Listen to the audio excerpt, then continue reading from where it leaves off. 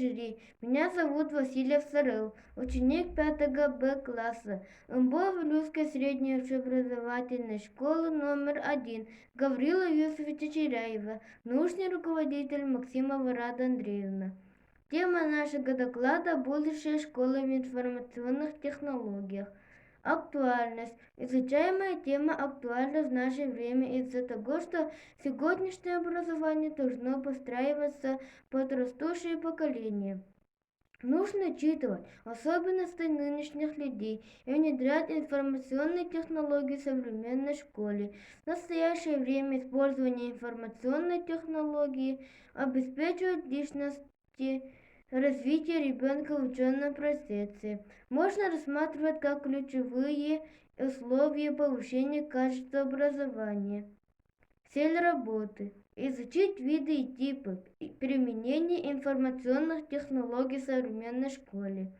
Задачи – теоретически изучить и раскрыть сущность понятия информационной технологии, практически показать информационные технологии в обучении, узнать использование информационных технологий в современной школе, выявить, является ли голограмма одним из видов информационной технологии. Разработать и создать голограмму в домашних условиях. Предмет исследования – будущее школы в информационных технологиях. Объект исследования – голограмма.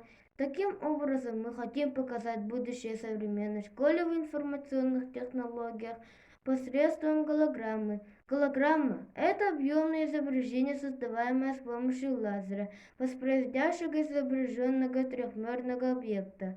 Гипотеза. Если дети в будущем будут применять на уроках информационные технологии, то, возможно, повысится качество образования. Практическая значимость. Применение информационных технологий в образовательном процессе позволит усовершенствовать его. Метод исследования. Первое. Сбор информации по теме путем использования различной литературы поиска в интернете.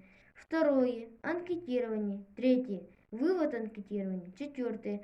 Создать и показать голограмму в домашних условиях. Для того, чтобы знать, насколько ученики знают и оснащены информацией о информационных технологиях, мы провели